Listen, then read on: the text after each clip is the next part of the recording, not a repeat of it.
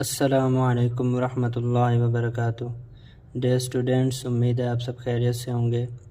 Today we are going to talk about exercise 3.2। इससे पिछले exercise में स्टूडेंट हमने 3.1 के ऊपर डिस्कशन की थी। तो स्टूडेंट अक्सर प्रॉब्लम ये आती रही है कि वीडियो की क्वालिटी पे इशू आ रहा था।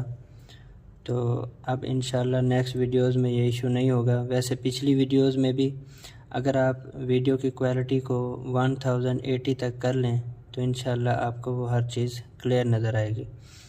तो मज़ीद मैंने इसमें इम्प्रूवमेंट के लिए कुछ चीज़ें मंगवा ली हैं, तो इंशाल्लाह आज से आपकी वो भी कमी दूर हो जाएगी। मैं कोशिश करूँगा कि आपके सारी प्रॉब्लम को रिज़ॉल्व करवाऊँ, क्योंकि इंशाल्लाह मुझे अल्लाह ताला पे यकीन है कि हमारी ये मेहनत रंग लाएगी और मेरा हर स्टूडेंट मैथ में जो 9th क्लास का पेपर देगा इस साल, उसके 75 आउट ऑफ 75 आएंगे इंशाल्लाह। तो चलते हैं स्टूडेंट हम अपनी वीडियो की तरफ। Exercise 3.2 question number 1।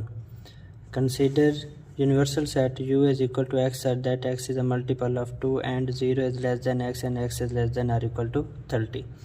मतलब ये कि स्टूडेंट आपने यूनिवर्सल सेट लिखना है 2 का इवन नंबर जो होता है 2, तो आपने 2, 4, 6, 8 अप टू 30 तक नंबर लिखने हैं। उसके बाद उसने कहा है कि x such that x is a multiple of 6। तो ए सेट की वैल्यूज़ हैं 6 के मल्टीपल, जैसे 6, 12, 18, 24, 30। और बी के सेट की वैल्यूज़ हैं x such that x is a multiple of 8। तो 8 के मल्टीपल क्या होंगे स्टूडेंट? 8, 16, 24। 32 भी बनता है लेकिन वो 30 से ग्रेटर है, इसलिए हम उसको नहीं लिखेंगे। तो पहले उसमें यही उसने कहा कि list all elements of set A and be in tabular form. तो अब हम इनको टेबुलर फॉर्म में लिख लेते हैं। तो स्टूडेंट देखें, x such that x is multiple of 6। तो मल्टीपल ऑफ 6 हमने लिखने हैं 6, 12, 18, 24 एंड 30। और बी का सेट है उसने लिखा है x such that x is multiple of 8। तो 8 के मल्टीपल स्टूडेंट क्या होंगे? 8, 16, 24। तो ये बी, ए और बी दोनों की वैल्यूज़ आ गई। Clear student? नेक्स्ट उसका जो सेकंड पार्ट है उसने कहा कि आपने ए इंटरसेक्शन बी फाइंड करना है। तो स्टूडेंट ए इंटरसेक्शन बी, पहले हम ए की वैल्यू लिखेंगे 6, 12, 18, 24, 30। इंटरसेक्शन बी की वैल्यू 8, 16, 24। तो स्टूडेंट इन दोनों में देखें कॉमन क्या आ रहा है हमारे पास? सिर्फ और सिर्फ 24। क्लियर? इसके बाद नेक्स्ट थर्ड पार्ट में उसने कहा है कि आपने इसकी वेन डायग्राम बनानी है। तो स्टूडेंट गौर से देखिएगा वेन डायग्राम को आप कैसे ड्रॉ कर सकते हैं। आपने सबसे पहले ए की वैल्यू लिखनी है, फिर बी की वैल्यू लिखनी है, और यहाँ ए और बी जो दोनों में कॉमन होंगे वो लिखना है, फिर यूनिवर्सल सेट भी देखना है। तो यूनिवर्सल सेट में 2 के मल्टीपल हैं स्टूडेंट। उसमें ए की वैल्यू में उसने क्या क्या लिखवाया था? अब पहले देख लें कि इन दोनों में कॉमन क्या है? 24। तो 24 आपका मिडल पे आ गया। तो 24 के अलावा ए के सेट के कौन से एलिमेंट हैं? 6, 12, 18 और 30। ये आपका ए सेट। और बी में क्या क्या हैं? 8 और 16, ये आपके बी के। तो इनके अलावा जो 2 के मल्टीपल हैं वो सारे यूनिवर्सल सेट में आ जाएंगे। जैसे 2 हो गया, 4 हो गया, 6 आ गया, 8 आ गया, 10।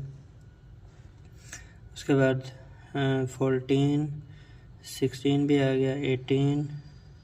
तो देख लें कौन कौन से नंबर आई जा रहे हैं स्टूडेंट। 18 के बाद 20, 22, 24 है पड़ा, 26, उसके बाद 28। तो ये आपके यूनिवर्सल सेट में आ जाएंगे।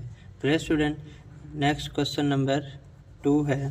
क्वेश्चन नंबर 2 देखें उसने क्या कहा है स्टूडेंट। क्वेश्चन नंबर 2 में x such that x is an integer and 0 is less than और इक्वल टू 150। यानी आपने यूनिवर्सल सेट के वो नंबर लिखने हैं जो इंटीजर्स हों, 0 से बड़े हों और 150 तक हों। ठीक है स्टूडेंट? और जी के वो एलिमेंट्स लिखने हैं जो 2 के पावर में आए और 12 तक लिखना है। लेकिन यहाँ पे स्टूडेंट क्वेश्चन में प्रॉब्लम है, क्योंकि 2 की पावर 12 बहुत बड़ा नंबर आएगा जो 150 को क्रॉस कर जाएगा। तो इसलिए आपने 150 से लेस या 150 तक ही लिखने हैं। Clear student. और h की वैल्यू है x set that x is a square. तो अब हम लिखने लगे हैं। यूनिवर्सल सेट की वैल्यू में स्टूडेंट 0 से लेकर 0 से बड़े उसने का है, तो आपने 1 से स्टार्ट करना है, 1 2 3 अप टू 150। ये आपका यूनिवर्सल सेट आ गया। उसके बाद स्टूडेंट देखें g की वैल्यू, तो g की वैल्यू उसने क्या लिखी है, आपने लिखनी है 2 की power m, x set that x is equal to 2 की पावर m और 0 is less than m and m is less than और इक्वल टू 12। तो यहाँ पे इशू है। क्लियर। तो g की वैल्यू आप टेबुलर फॉर्म में कैसे लिखेंगे स्टूडेंट, 2 की पावर 0 1 हो गया, 2 की पावर 1 2 हो गया, 2 की पावर 2 4, 2 की पावर 3 8, इस तरह चलते जाएंगे। तो 2 की पावर 7 128। Clear student. 12 तक नहीं जाएंगे, 7 तक, क्योंकि हमने 150 से लेस या 150 तक ही लिखना है। Clear student. अब आपने क्या करना है, 128 से अगर 2 को मल्टीप्लाई करें तो स्टूडेंट 256 बनता है, वो 150 से क्रॉस कर जाएगा, तो हमने क्रॉस नहीं करना। उसके बाद h की value student x set that x is a square. तो स्क्वायर वाले नंबर कौन से होते हैं स्टूडेंट, उसमें कौन कौन से शामिल होंगे, 1 4 16 9 भी आ गया, 1 4 9 16 25। इस तरीके से चलते जाएं तो 12 का स्क्वायर स्टूडेंट होता है 144। तो 144 से अगर हम 13 का स्क्वायर करें वो 169 होता है, तो वो 150 से ग्रेटर हो गया, तो वहाँ हमने जाना ही नहीं है। इसी तरीके से स्टूडेंट क्वेश्चन नंबर 3 है। क्वेश्चन नंबर 3 को अगर आप देखते हैं उसमें आता है consider p x such that x is a prime number and 0 is less than x and x is less than or equal to 20। यानी आपने p के वो एलिमेंट्स लिखने हैं जो प्राइम नंबर हों और कहाँ से कहाँ तक, 0 से बड़े हों और 20 से लेस हों। तो प्राइम नंबर स्टूडेंट देखेगा 2 3 5 7 11 13 17 19। उसके बाद उसने q के एलिमेंट्स कहे हैं 210 के डिवाइज़र्स। तो 210 के वो डिवाइज़र्स स्टूडेंट लिखने हैं आपने जो 20 से लेस या इक्वल हों। तो वो आ रहे हैं स्टूडेंट 1 2 3 5 7 10 14 15। ये आपके पास क्यू के एलिमेंट्स हैं। अब उसने कहा कि आपने इसका यूनियन भी फाइंड करना है और इंटरसेक्शन भी। तो यूनियन में क्या आएगा, 2 3 5 7 11 13 17 19 13 17 19। उसके बाद यूनियन 1 2 3 5 7 10 14 15। अब इनमें यूनियन में स्टूडेंट आपको पता है सारे एलिमेंट्स आ जाते हैं, 1 2 3 5 7 10 11 13। क्लियर। उसके बाद 17 13 के बाद 14 15 17 19। ये आपका आ गया स्टूडेंट P यूनियन Q। अब आप इन दोनों का इंटरसेक्शन लें। तो इंटरसेक्शन में स्टूडेंट P की वैल्यू 2 3 5 7 11 13 17 19। इंटरसेक्शन Q की वैल्यू 1 2 3 5 7 10 14 15। अब देखें स्टूडेंट इन दोनों में इंटरसेक्शन में कॉमन क्या आ रहा है। तो जो दोनों में होता है कॉमन एलिमेंट्स वो होते हैं जो दोनों में हो। तो दोनों में कौन कौन से आ रहे हैं हमारे पास, 2 3 5 7। तो ये आपका P इंटरसेक्शन Q आ गया। Clear student. नेक्स्ट स्टूडेंट हमारे पास क्वेश्चन नंबर 4 है, verify commutative properties of union and intersection for the pair of set. आपको A B ये एक सेट दिया हुआ है, फिर नेचुरल नंबर और इंटीजर का सेट दिया हुआ है, और तीसरे पार्ट में A की वैल्यू है x set that x belongs to real number and x is greater than और इक्वल टू 0, और B की वैल्यू है रियल नंबर। अब हम चलते हैं इसको सॉल्व करते हैं। तो student commutative property of union and intersection. तो कम्यूटेटिव प्रॉपर्टी बेसिकली यूनियन की क्या होती है student, A union B is equal to B union A. ये हमारे पास कम्यूटेटिव प्रॉपर्टी ऑफ यूनियन है।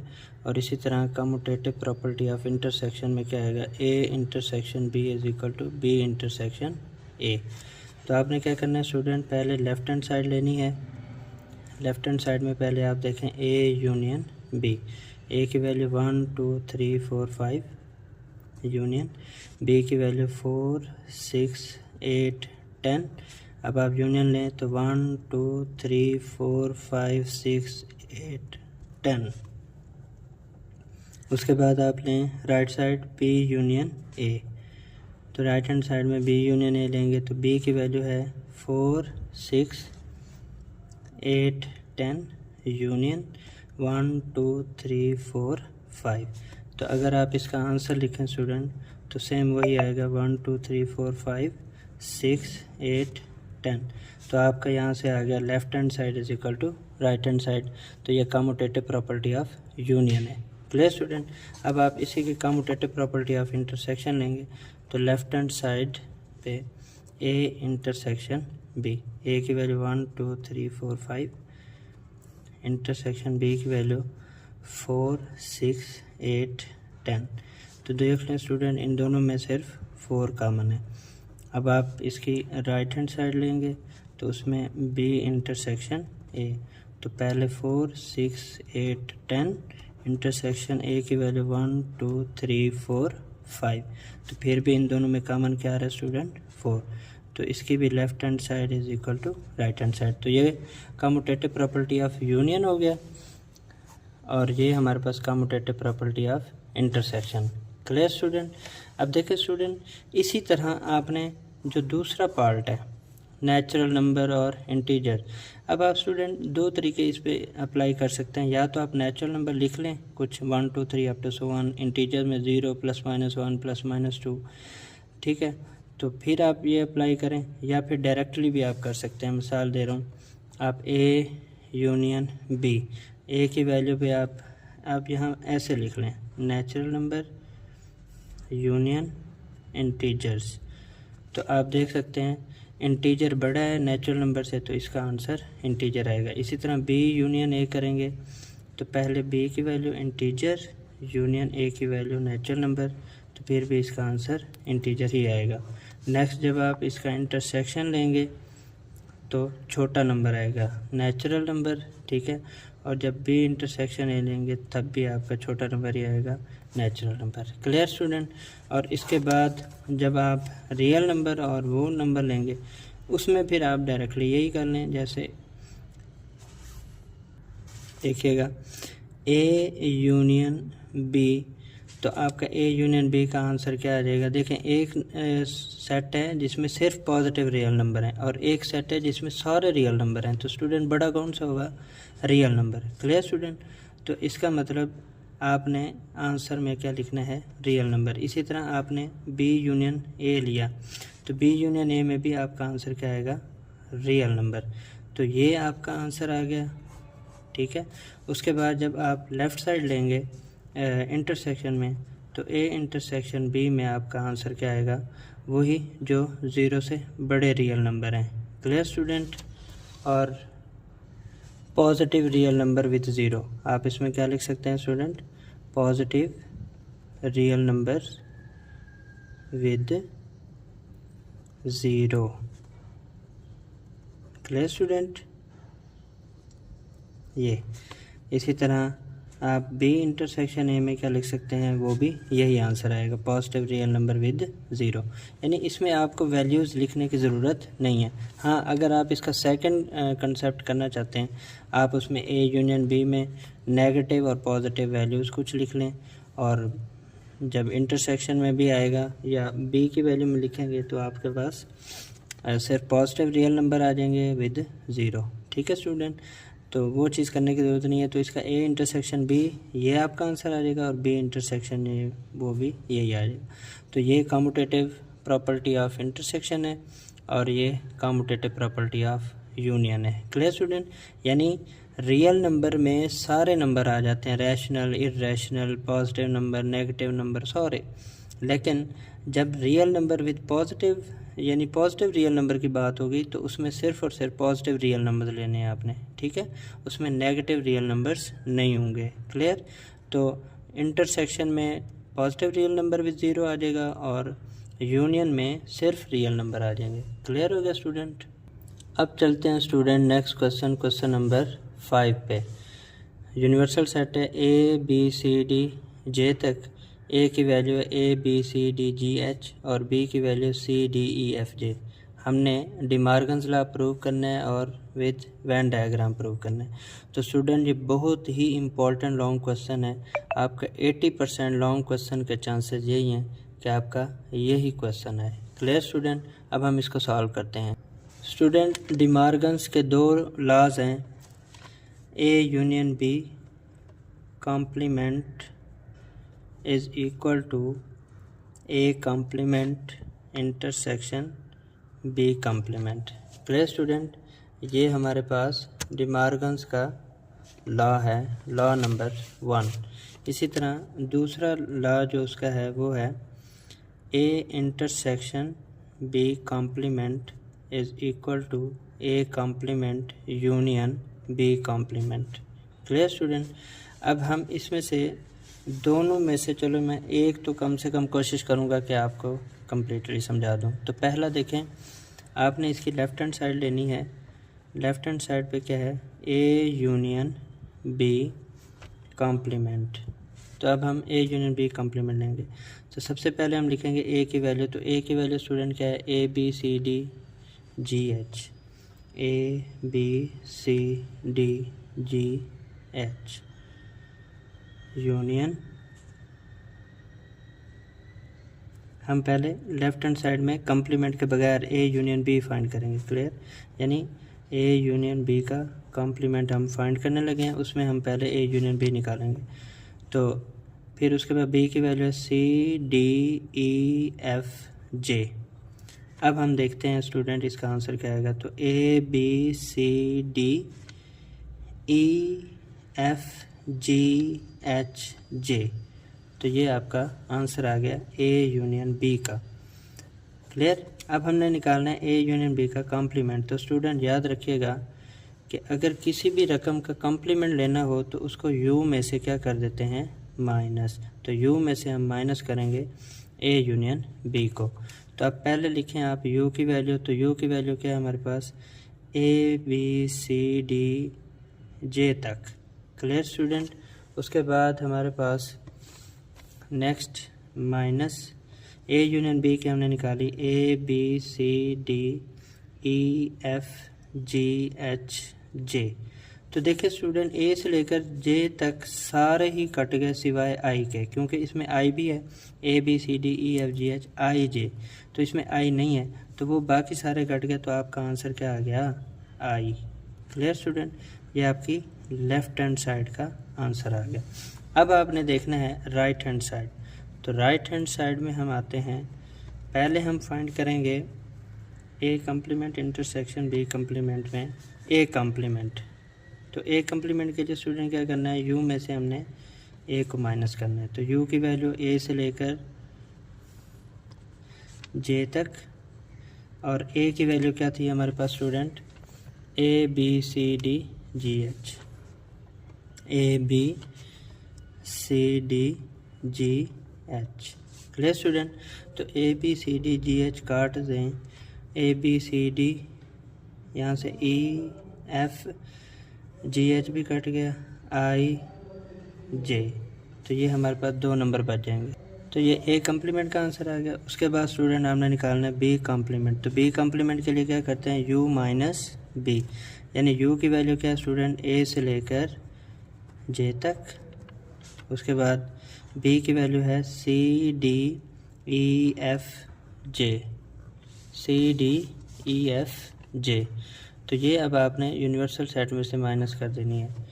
तो A B C D E F G H. तो ए बी सी डी यानी यहाँ से ए बच गया, बी बच गया, सी डी कट गया, A B C D E F cut गया, जी एच आई ये हमारे पास बच गए। तो ये आ गया बी कॉम्प्लीमेंट। Clear student?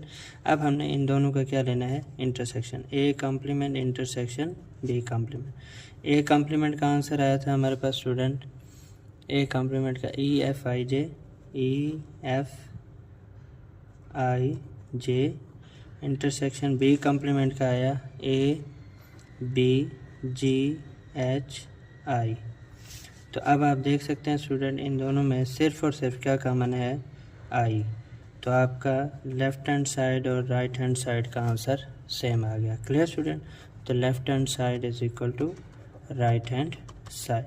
तो स्टूडेंट सेम एज आपने इसमें भी पहले आपने लेफ़्ट हैंड साइड लेनी है, ए इंटरसेक्शन बी निकालना है। उसमें ए की रकम आप लिखेंगे A B C D G H, intersection B की सी डी ई एफ जे। तो अब आप देख लें इन दोनों में से कॉमन सिर्फ और सिर्फ क्या आ रहा है, सी और डी। Clear student? ये आपका ए इंटरसेक्शन बी आ गया। जब आपने ए इंटरसेक्शन बी का कॉम्प्लीमेंट लेना है तो आपने इसको यू में से क्या कर देना है, माइनस। तो जब यू में से माइनस करेंगे, यू की वैल्यू ए से लेकर जे तक है, उसके बाद माइनस ए इंटरसेक्शन बी का आंसर है सी डी। तो सी डी के अलावा आपके पास सारे आ जाएंगे, यानी ए बी सी डी के अलावा सारे, A B E F G H I J. Clear student? ये आपका आंसर आ गया ए इंटरसेक्शन बी कॉम्प्लीमेंट का। अब ए कॉम्प्लीमेंट हमने स्टूडेंट यहाँ पर पहले ही फाइंड कर चुके हैं, A complement E F I जे, वो मैं डायरेक्टली लिख देता हूँ ई एफ आई जे। और बी कॉम्प्लीमेंट भी हम निकाल चुके हैं, वो हमने क्या निकाला था, A B G H I, A B G H I. Clear student?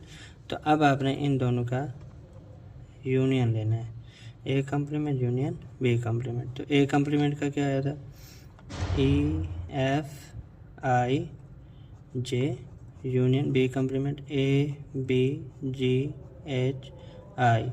तो अब आप देख लें स्टूडेंट इन दोनों का answer A B E F I J H, वो एच भी शामिल है। तो क्लियर स्टूडेंट? देख लें इसके लेफ़्ट हैंड साइड और राइट हैंड साइड सेम आ गई। तो left hand side is equal to right hand side. अब देखें स्टूडेंट इसकी उसने वैन डायग्राम भी कही थी। अब वैन डायग्राम को हम मतलब वैल्यूज़ तो आपने यही लिखनी है। Clear student? तो कोशिश आप ये करेंगे कि हर एक के साथ आपने उसको बनाते जाना है। जैसे ए यूनियन बी लिया तो उसके साथ भी बनाना है, फिर कॉम्प्लीमेंट लेना है तो उसका अलग से आंसर लेना है, फिर आपने अलग अलग कॉम्प्लीमेंट लेने हैं तो उसका आंसर अलग से आएगा। Clear student? अब मैं आपको इन्हीं वैल्यूज़ के साथ वो यूज़ करके दिखाता हूँ। देखें स्टूडेंट यहाँ पर हमारे पास एक यूनिवर्सल सेट है और ये हमारे पास ए की वैल्यू और ये हमारे पास बी की वैल्यू। तो मैंने उसको वैन डायग्राम में कैसे शो किया, ए की वैल्यूज़ में और बी की वैल्यूज़ में जो कॉमन है वो है सी और डी, तो वो मिड में आ गया। तो ए की वैल्यू में आ गई A B G H C D के अलावा। अब सी डी भी शामिल ही है ए के साथ, लेकिन वो कॉमन में है तो वो इसके दरमियान में आ गया। और बी की वैल्यू में है सी डी भी है और ई एफ जे भी है, तो वो इसमें शामिल हो गया। तो अब जब आप ए यूनियन बी निकालते हैं तो ए यूनियन बी में आई के अलावा, यानी आई यूनिवर्सल सेट में हमने इसलिए लिखा क्योंकि वो इनमें नहीं है। Clear student? जो इन दोनों में नहीं होंगे दोनों सेट में, वो आपने यूनिवर्सल सेट के साथ लिखना है। तो ए यूनियन बी का आंसर सारा आ गया, A B C D E F J G H भी शामिल हो गया, लेकिन आई के अलावा सारा हो गया। तो आपने इसको सारा शेड कर देना है। तो ये आपकी ए यूनियन बी की वैन डायग्राम बन गई। उसके बाद जब आपने ए यूनियन बी का कॉम्प्लीमेंट लेना है तो ए यूनियन बी के कॉम्प्लीमेंट का आंसर क्या आया था स्टूडेंट, वो आया था आई।